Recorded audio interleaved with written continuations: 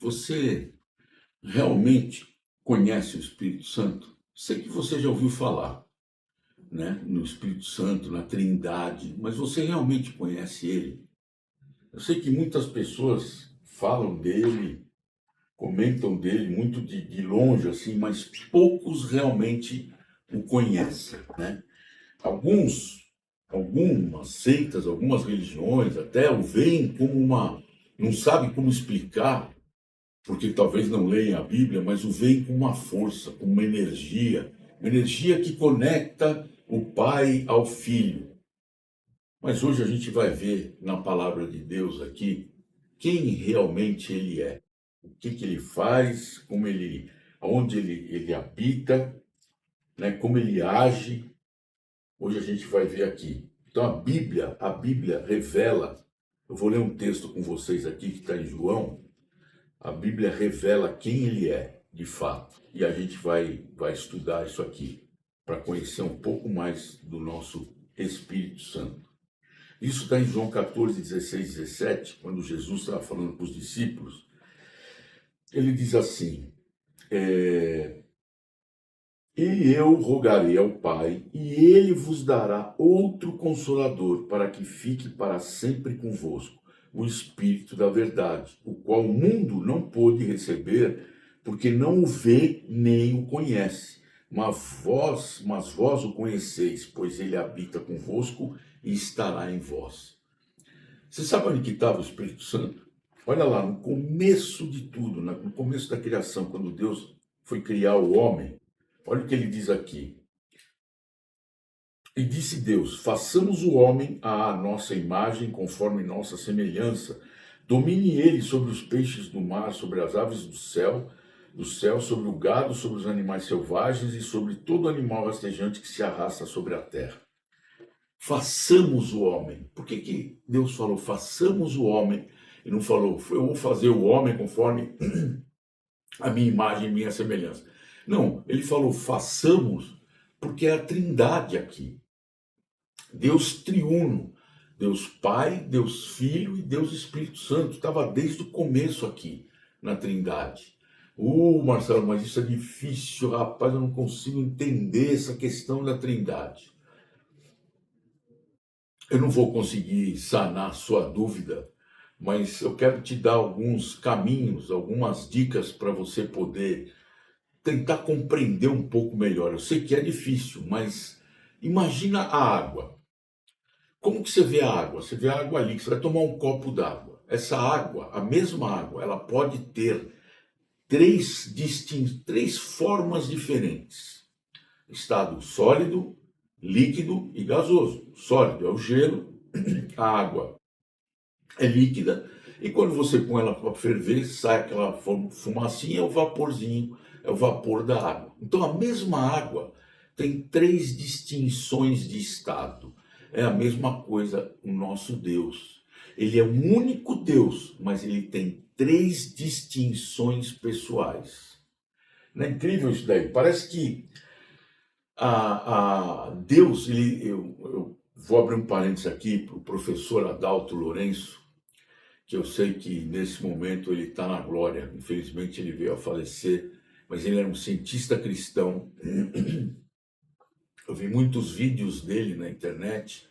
Ele tinha alguns livros, Os Fósseis que Falam, e ele era um cientista que trabalhava nos Estados Unidos naquele laboratório que tem 7 andares para baixo da terra, sabe assim, que você tem que se identificar de tudo quanto é jeito, até com a questão da retina, enfim. Mas ele falava que Deus ele tem uma assinatura, ele deixa essa assinatura no universo. Por exemplo, a água, sólido, líquido e gasoso. Três em um. O que mais? Vamos supor, você compra uma geladeira. Você quer, será que vai caber aqui num lugar? O que ela tem? Comprimento, largura e profundidade. Três em um. Aí você pega o tempo, passado, presente e futuro. Três em um. Você pega uma música. Como é que você faz uma música? Ela tem que ter ritmo, melodia e harmonia. Três em um. Pô, pega o dia. Manhã, tarde e noite. Pega os elétrons, pega o átomo, prótons, elétrons e nêutrons. E por aí vai, tantas outras coisas. E ele fala que isso daí é a assinatura de Deus. 3 em 1. É a mesma coisa, Deus Pai, Deus Filho, Deus Espírito Santo. 3 em 1. Incrível, né? Vamos fechar parênteses. Então, assim, quem é o Espírito Santo, na realidade? Então, vamos ver aqui, ó. Primeiro lugar, ele estava lá, lembra que eu falei que ele estava lá na criação. Ele é Deus. Olha só, tem um contexto aqui, Ananias, isso aqui tem Atos capítulo 5. Os discípulos resolveram vender tudo e colocar tudo dentro de uma conta, vamos dizer assim, e a partir dali viverem daquilo que eles tinham. Muito bem. Ananias e Safira tinham um terreno lá. Vamos supor que o terreno valesse 10.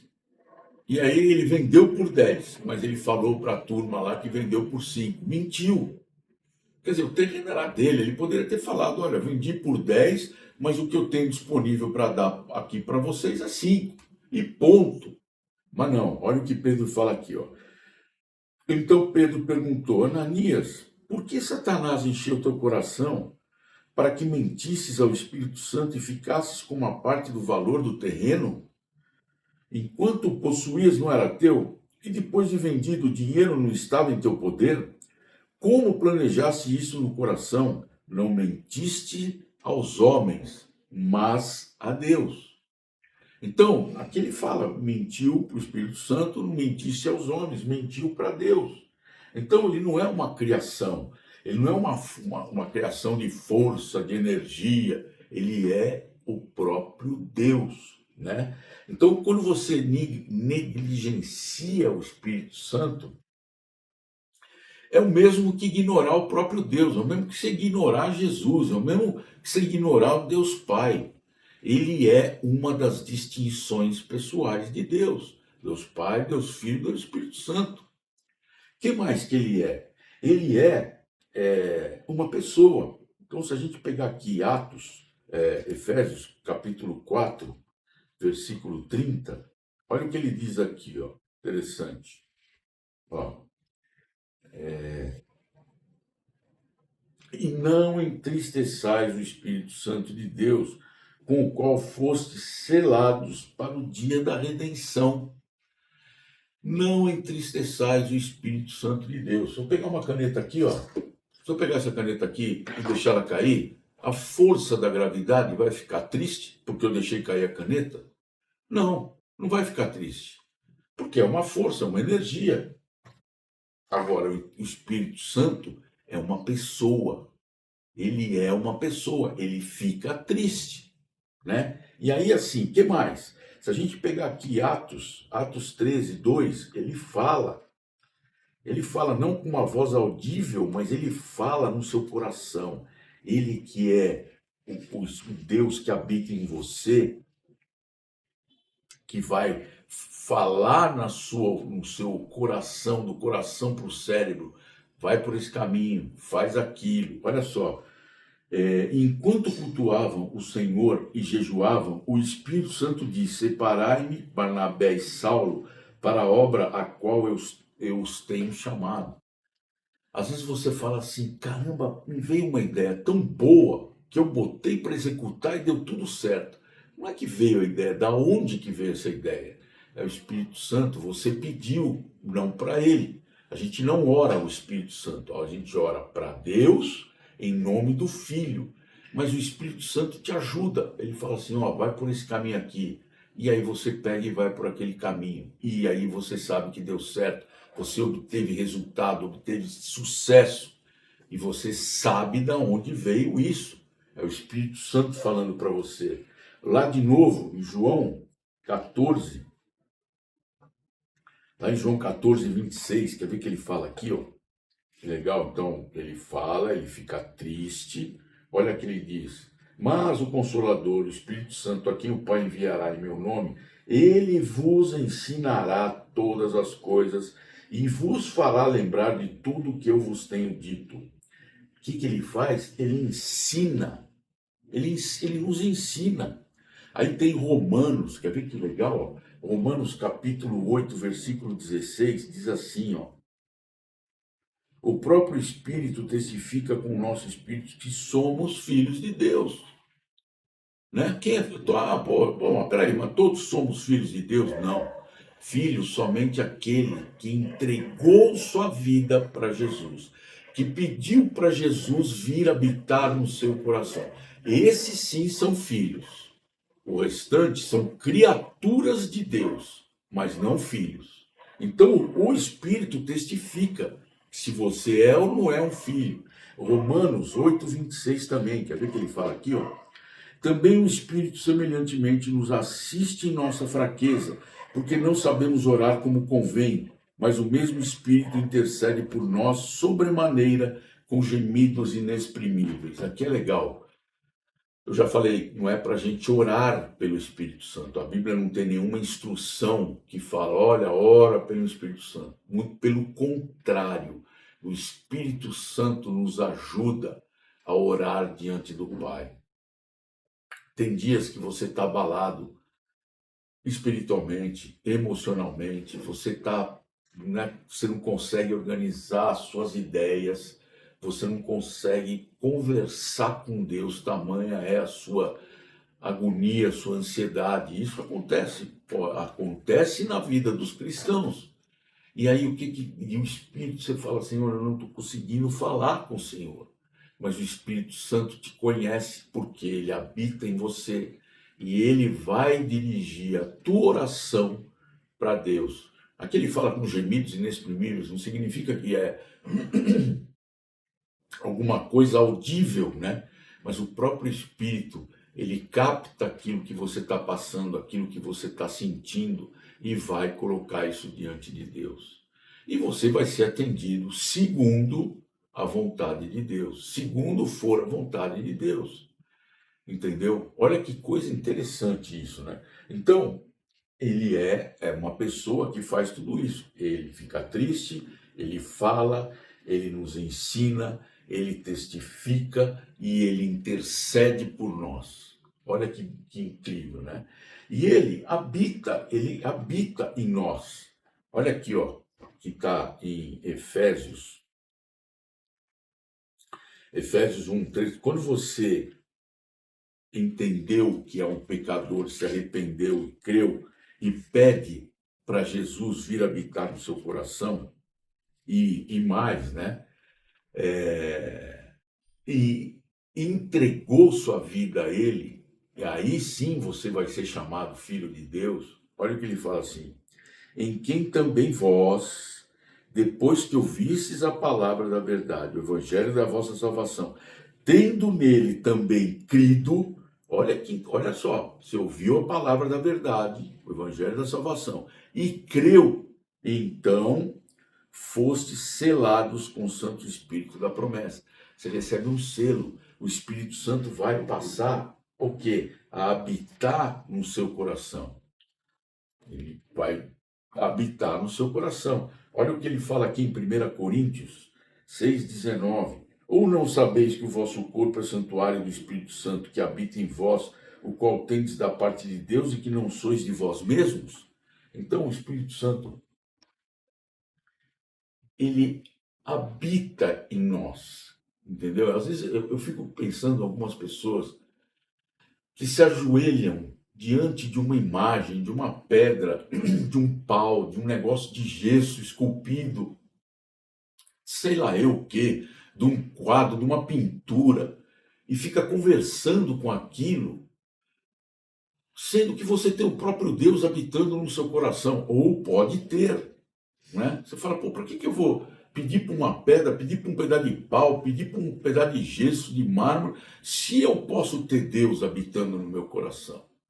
Né? Então Deus habita no seu coração, você é santuário de Deus. Aí você fala assim, pô, caramba, como é que eu fui ter aquela ideia? Porque Deus soprou no seu ouvido, porque Deus soprou no seu coração o que você tinha que fazer. Tem um outro texto aqui, ó, em 2 Coríntios, capítulo 3:18. Olha que legal que ele fala aqui, ó. Ó, 2 Coríntios, capítulo 3, 18. Mas todos nós, com o rosto descoberto, refletindo como um espelho a glória do Senhor, somos transformados de glória em glória na mesma imagem que vem do quê? Do Espírito do Senhor. Então, por meio dele é que somos transformados à imagem de Cristo. A gente tem que andar, Deus fala assim, ó, andai assim como ele andou. Quem andou? Com Cristo. E é por meio do Espírito Santo que nós somos transformados. Ele, eu já contei aqui uma vez para vocês, que eu quando me converti, eu me converti de fato, mas eu falava muito palavrão, muito palavrão.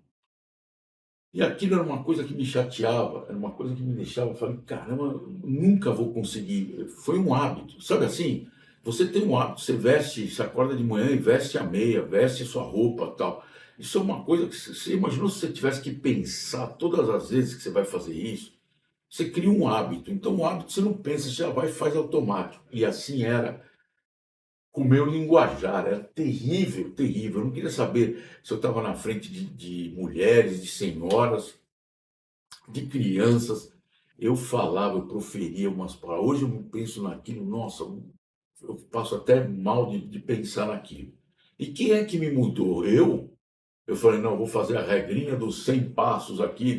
Primeiro você vai fazer isso, né? Ou vou tomar uma poção e vou mudar. Não, o Espírito Santo foi lá e tirou com a mão isso. E é ele que faz isso, entendeu? Por isso que eu falei, não, a Bíblia não tem instruções para nós orarmos para ele, né? E sim, a gente deve orar para o Pai em nome do Filho dele, em nome de Jesus Cristo. E é ele que faz todas essas coisas por nós. Tem um outro texto aqui, está em Atos 1:8, que ele dá testemunho para nós. Olha só, nós somos testemunhas do Evangelho de Cristo. Olha o que ele fala aqui, Atos 1:8. Diz assim, ó, mas recebereis poder ao descer sobre vós o Espírito Santo e sereis minhas testemunhas, tanto em Jerusalém como em toda a Judéia e Samaria, até os confins da terra. Somos testemunhas do quê? Da verdade do Evangelho. A gente fala assim, oh, religião não se discute, religião e mais o quê? Não se discute. Não, a gente não está discutindo religião, a gente está discutindo a verdade. A verdade se discute, a verdade se põe na mesa. Se você tem um amigo, um parente, um conhecido que está fora da verdade, você tem que falar a verdade para ele. Por isso que ele diz aqui que nós somos testemunhas em todo lugar que nós formos de Deus, da palavra do Evangelho, da verdade. É isso que ele faz. Então, gente, para a gente concluir, para nós concluirmos aqui o nosso estudo, ele, ele é Deus presente. Eu quero achar um texto aqui que eu vou encerrar com esse texto que eu acho maravilhoso, esse texto aqui. Ele é Deus presente e atuante em nós. Ele é quem nos mostra os caminhos e decisões que devemos tomar. Quando a gente ora e pede para Deus, Senhor, eu não sei o que fazer, mas meus olhos estão postos em Ti. Me ajuda a escolher o melhor caminho. Me ajuda a escolher o caminho que te agrada. Muitas vezes, pode ser que Ele escolha um caminho que não vai te agradar. É por isso que a gente pede para Ele, Senhor, venha a nós o Teu reino, seja feita a Sua vontade. Muitas vezes você vai ter que fazer coisas das quais você não se agrada muito, mas a gente vive para agradar quem? A Deus. É Ele que você tem que agradar. Então, mais uma vez, não ore para o Espírito Santo. Ele ora por você. Ele vai interceder por você junto ao Pai. Quando você, às vezes você vai pedir para o Pai, ô Senhor, eu queria tanto uma BMW, uma Mercedes, uma moto assim, assado. Não é por aí, gente. Não é por aí.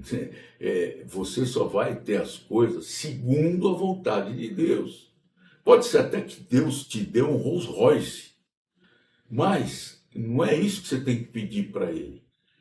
Você entendeu? Você tem que pedir coisas que sejam da vontade dele. Aí a promessa dele vai ser cumprida. Se você pedir coisas segundo a vontade de Deus, crendo, recebereis. Entendeu? Um dia eu vi eu li um texto de um livro de um cara. Era um livro, devia ter umas 100 páginas mais ou menos. E isso estava, sei lá, na quinta página, sei lá. Era um cara na Índia que aí ele se converteu. A Índia é um país muito idólatra, né? Se converteu e tal, e aí ele começou a dar o testemunho dele. Ele falava assim: não, você não pode orar para Deus pedindo coisas específicas, pedindo coisas assim aleatórias. Ah, eu quero, Senhor, eu preciso melhorar de vida. Não, você precisa chegar para Deus e pedir exatamente o que você quer. Ele precisava de uma bicicleta de tal marca e um tênis para andar com aquela bicicleta. Ele falou: olha, eu pedi a bicicleta de tal marca e assim, um tênis assado. Bom, quando eu li aquilo, eu fechei o livro, eu ganhei esse livro e, e não deu para ler mais, porque não é assim. Deus ele vai responder às suas preces segundo a vontade dele.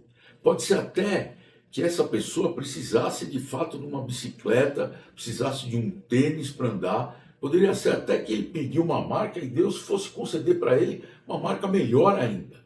Mas não é assim que Deus quer que você lide com ele. Ele tem que estar ali par a par com a vontade dele, não com a sua vontade.